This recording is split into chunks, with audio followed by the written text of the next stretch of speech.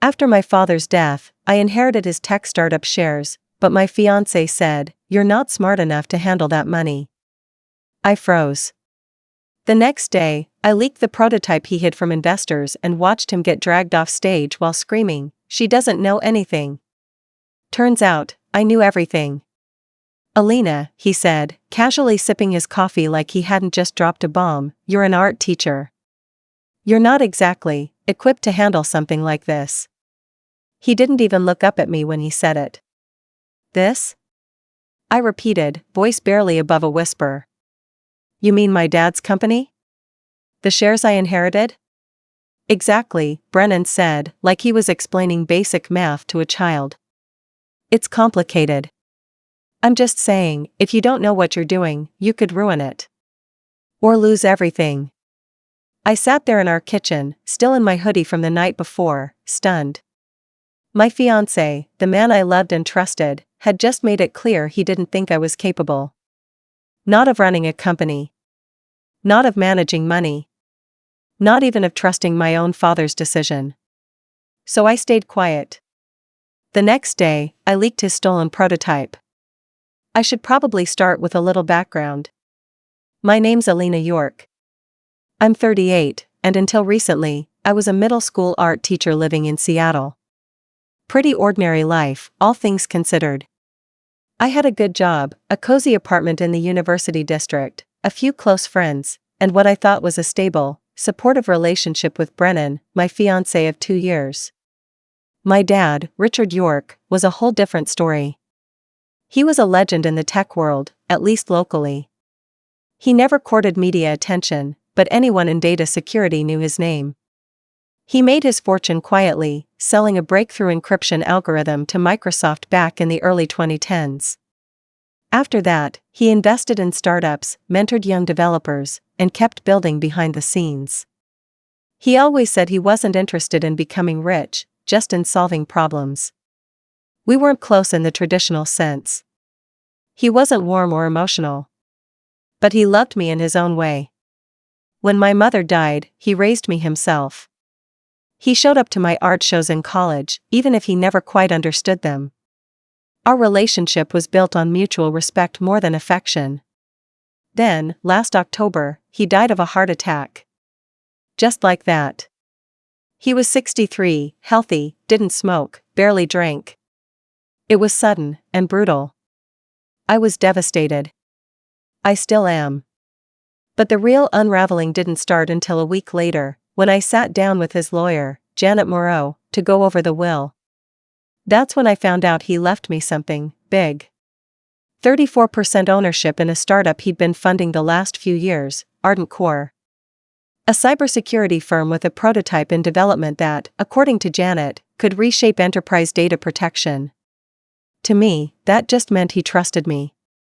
More than I ever realized. He had co-founders and colleagues he could have given the shares to, but instead he gave them to me. I went home that night and told Brennan everything. I was still crying from the shock of it all. He made me tea, sat me down, and that's when the cracks started to show.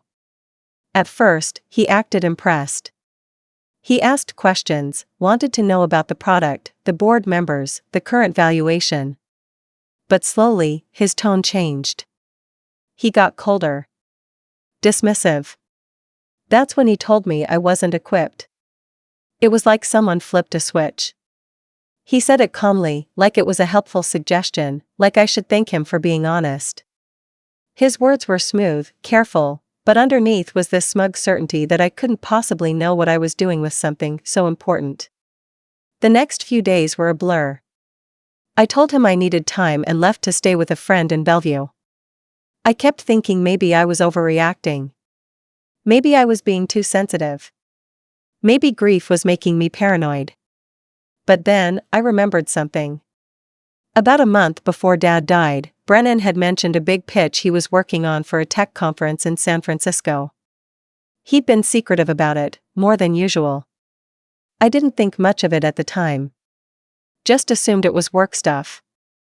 After the conversation we had, I started to wonder. So I logged into my dad's old backup drive. He had shared access with me long ago for emergencies. I never used it before. It took me a while to even remember the credentials. What I found there made my blood run cold. A prototype. An early version of a product called CipherNode. Complex encryption framework, seamless integration across multiple platforms, exactly the kind of thing Brennan had described. Except this file was created 2 years ago by my father and his team. I went through the metadata. There were revisions, comments. Code written in my father's shorthand. Digital footprints everywhere. Then I saw the access logs. Someone had downloaded the file from my father's cloud server 3 weeks ago. From an IP address in our apartment. From Brennan's laptop. It hit me all at once. Brennan hadn't just doubted me, he had stolen from my father. From me. The thing he was about to pitch as his original idea wasn't his at all. It was repackaged. Stripped of ethical safeguards. Dangerous and unstable. And he was planning to take it public in front of hundreds. The conference was in 2 days. That night, I didn't sleep. I sat on the couch, heart pounding, staring at lines of code and wondering how far this betrayal went. In the morning, I made a decision. I uploaded the prototype to a white hat forum. Annotated everything. Added notes explaining where the code came from, who wrote it, why it had been shelved. I included my initials, not to claim credit, but to make it clear I knew. The forum exploded. People started analyzing it, tearing it apart, identifying vulnerabilities.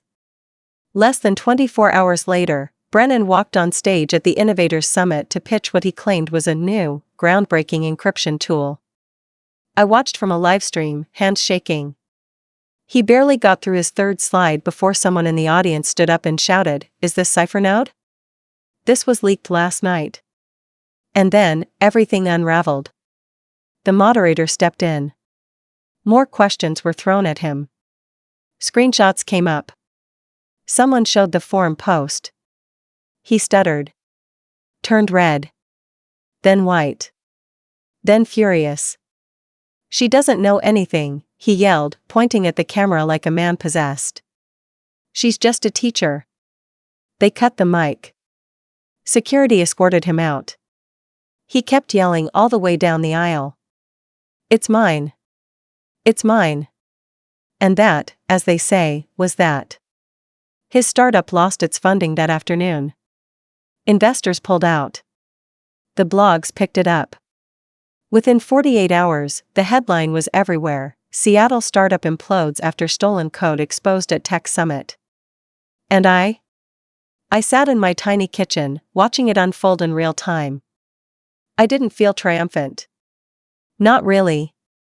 I felt tired. Empty. But also, something else. Free. In the days that followed, I avoided people.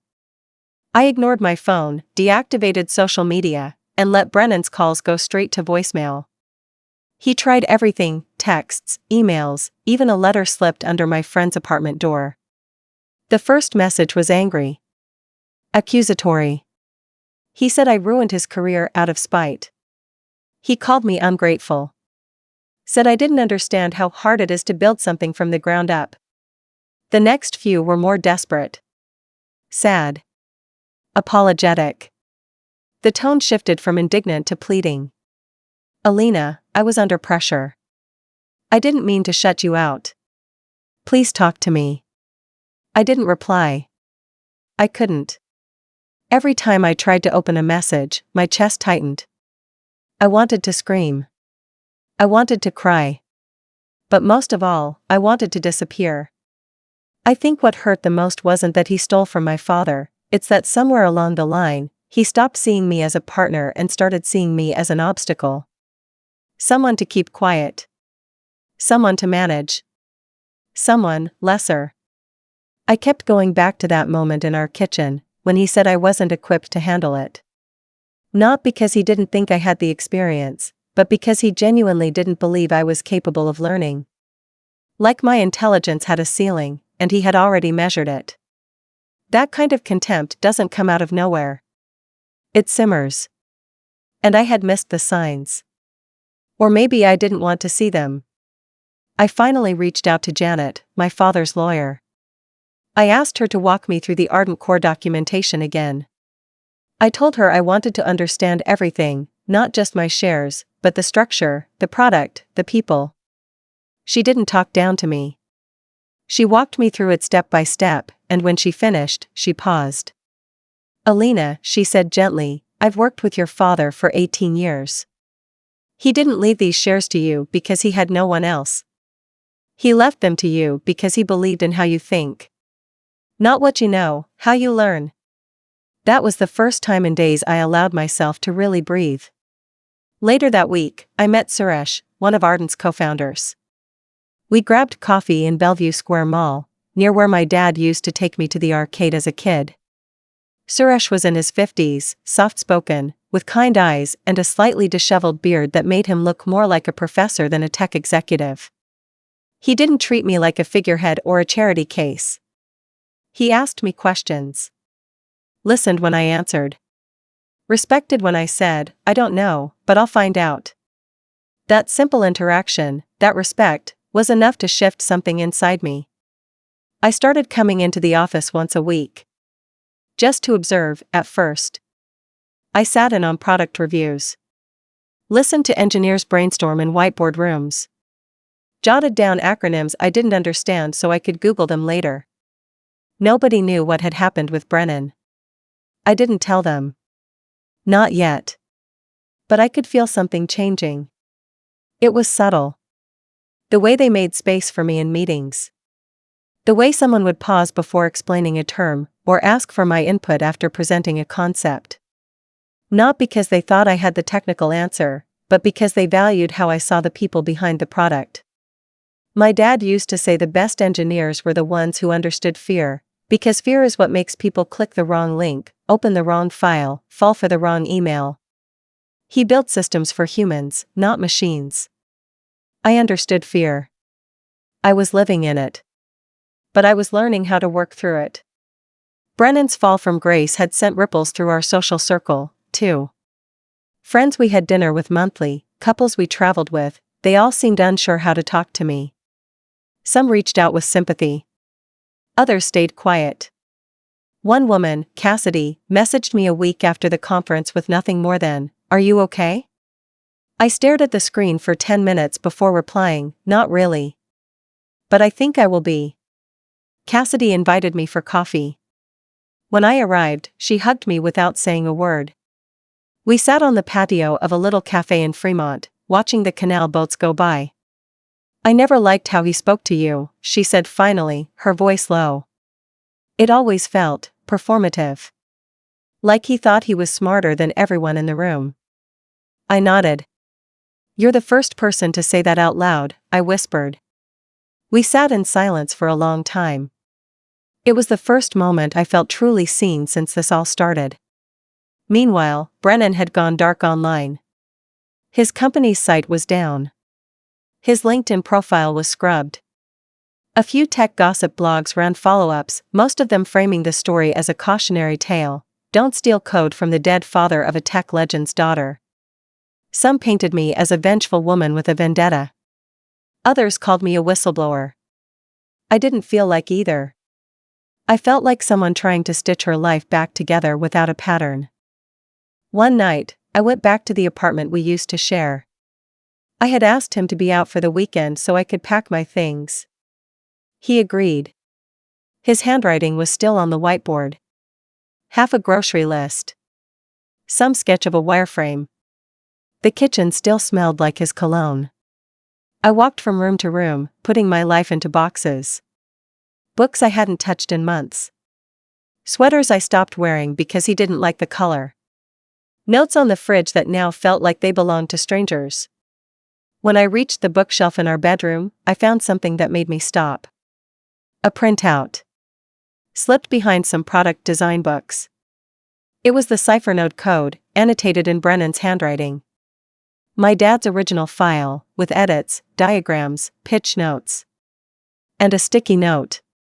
It just said, "Pitch to investors this quarter. Make it your own." That was it. No remorse. No hesitation. Just proof that, from the start, he planned to take something that wasn't his and claim it as his own. I didn't cry. I took the file. I locked the apartment behind me. And I didn't look back. It's strange how something can die quietly while the rest of the world keeps moving. After I left the apartment for the last time, I drove aimlessly for almost an hour. The city looked the same. Downtown Seattle glistened like it always did after the rain, the same traffic-choked I-5, the same ferry horns echoing across the water. But everything inside me had changed. What was supposed to be the beginning of my marriage turned into the dissection of a life I thought I understood. I moved into a short-term rental near Green Lake. 1 bedroom, hardwood floors, a little balcony that overlooked a row of pine trees. It smelled like new paint and possibility. It wasn't much, but it was mine. My friend Julia brought over a bottle of wine and helped me set up my Wi-Fi. We sat on the floor surrounded by half-opened boxes. You know, she said, I always wondered how someone like Brennan ended up with someone like you. I raised an eyebrow. What does that mean? She smiled, not unkindly. You've got depth. Still water. He always struck me as plastic. I didn't respond, but I didn't argue either. That first week, I stayed busy. I went back to the Ardent Core office, this time as more than just an observer. Suresh had invited me to sit in on strategic meetings. Not to make decisions, he clarified, but to understand why we make them. I kept my head down. Asked questions. Took notes. I watched how the team functioned, who deferred to whom, who cut corners when no one was watching, who stayed late, not for the hours, but for the work. I noticed everything. I always had. One afternoon, after a 3-hour discussion about post-quantum encryption protocols that made my brain hurt, Suresh walked me to my car. You're not saying much, he said. I'm listening. He paused, studying me. You remind me of your father. I hadn't expected that. Everyone keeps saying that. I don't even know what it means. He didn't speak much either, especially in rooms full of people trying to impress him. But when he did say something, it was worth hearing. You're like that. I wasn't sure if I agreed, but I tucked the compliment away like a pebble in my pocket. Something to hold on to. Meanwhile, Brennan wasn't done. The emails resumed. This time, more polished. Like a campaign. He wrote long messages about our history, how we used to dream together, how this whole thing was a terrible misunderstanding. He said he had panicked. That he only borrowed the code as a starting point, that he meant to tell me, that he would have told me. But buried in the long, meandering paragraphs were lines that told the real story. You overreacted. It wasn't theft, it was inspiration.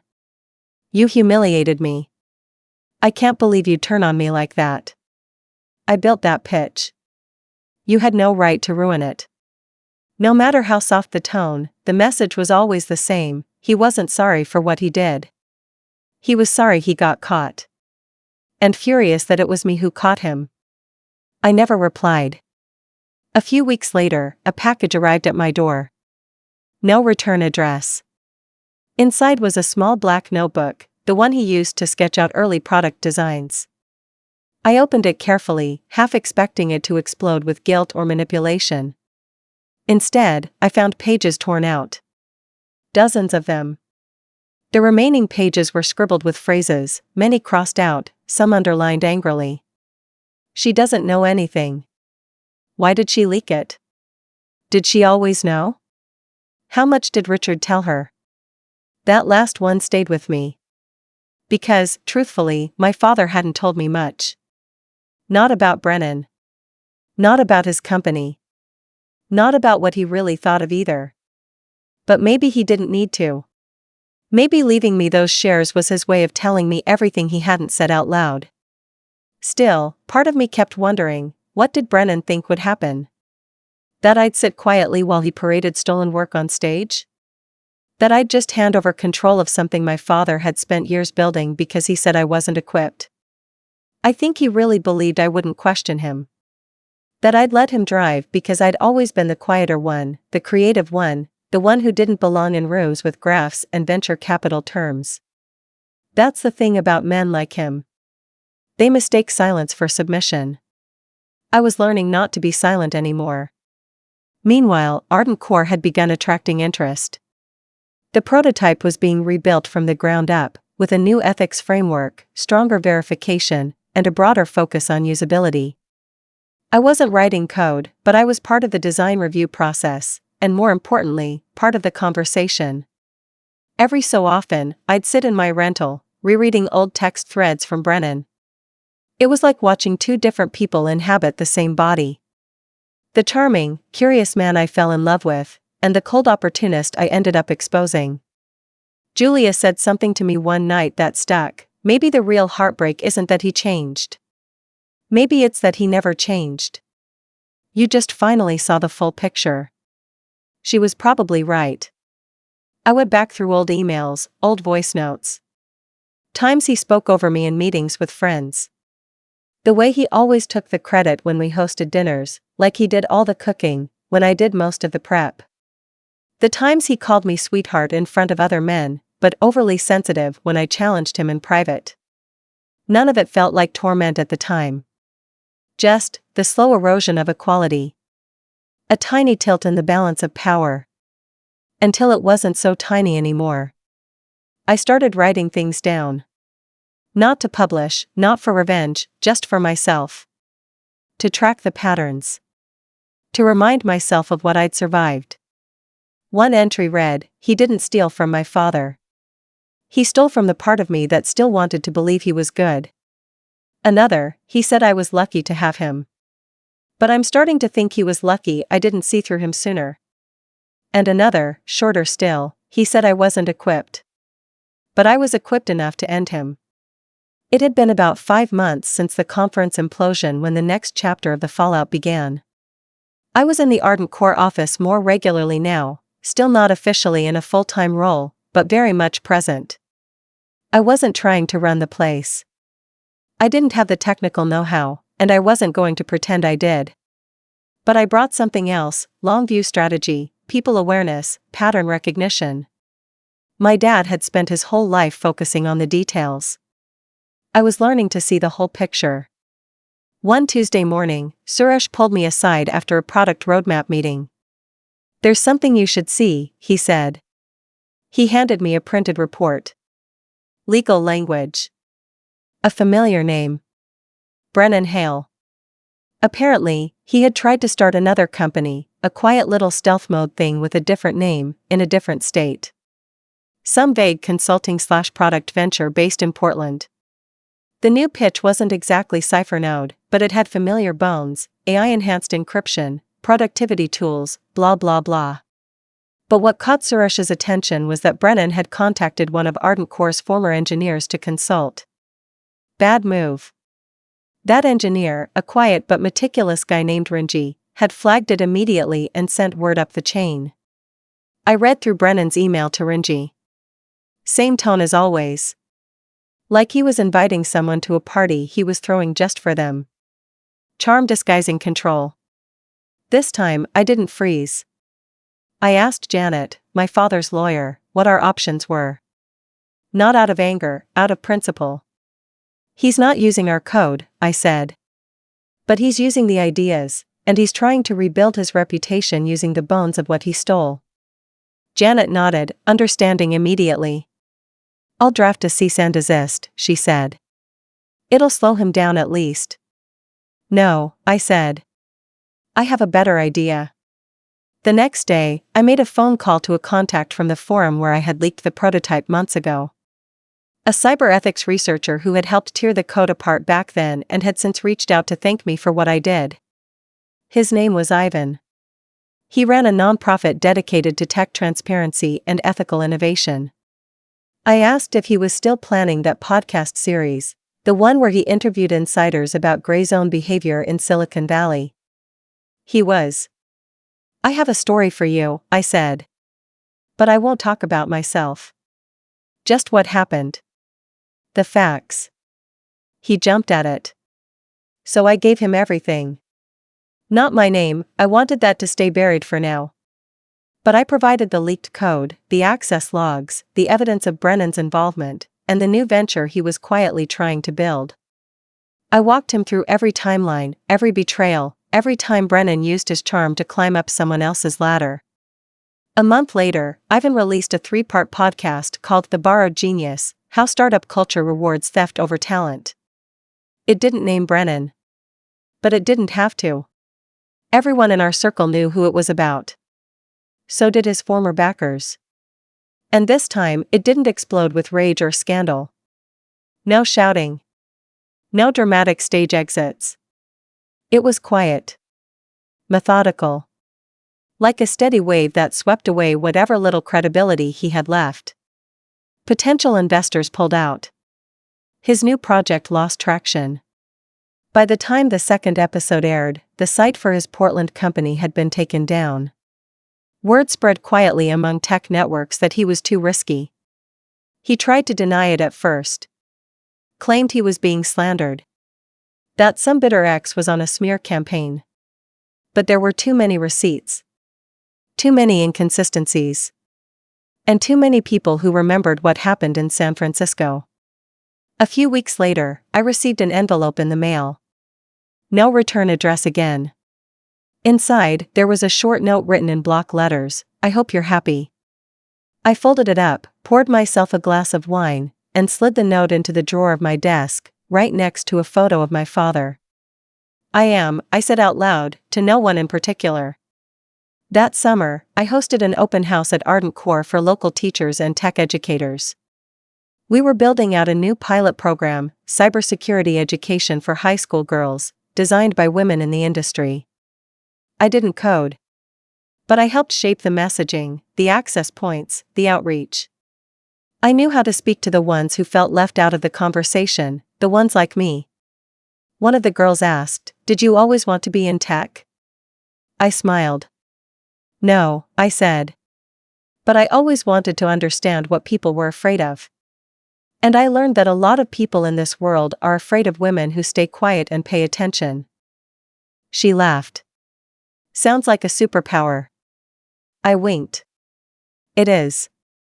The last time I saw Brennan was from across a room. It was an industry panel I wasn't even supposed to attend. I was filling in for Suresh last minute.